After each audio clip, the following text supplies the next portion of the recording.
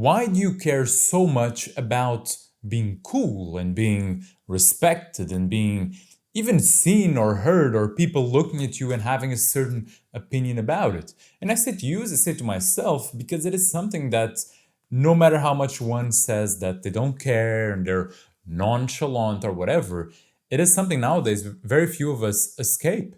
And if you look at yourself, and if let's say you put things on Instagram, even if it's just a story, there is a part of you that does care and that wants a certain perception of yourself to be, adopted by people, and that wants to, whether that's being cool or respected or seen as strong or smart, whatever it may be, that you want.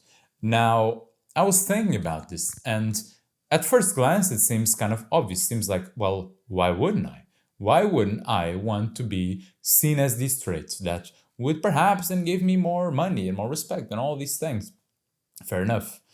But if we really take it and we play it out, if things really were to happen as we want, and really, when you, I don't know, pass by in your new car, or when you put the Instagram story, or when you do whatever that you're trying to be seen as cool or whatever, if things really were to happen as you want, and you really kind of extrapolate all of it, you would see how meaningless and unfulfilling, unsatisfactory it would be.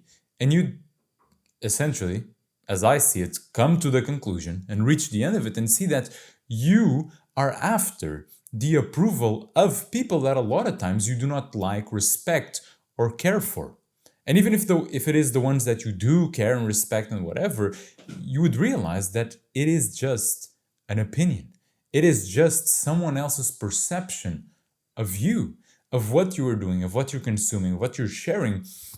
And I think it leads us to have to face that we're doing things that are pointless. Because if one goes out and travels just for the sake of putting a story, or, creates a painting just for so others can clap for it, or create a song, or whatever it may be, one will realize that what he creates and why he's creating it becomes very meaningless, and it becomes completely unsatisfactory, because we recognize that we're just after an approval that is just like a cloud, that it doesn't feel real. It just comes by, it passes, and it's gone.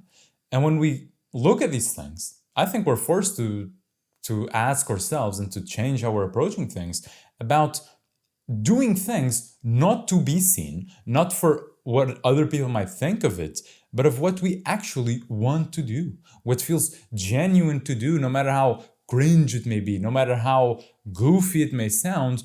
And we're forced to go to our more genuine emotions or pull drives, whatever we may call it, and follow those. Because we're going to see that a lot of the things that we do, if there would be no audience for it, we wouldn't do them.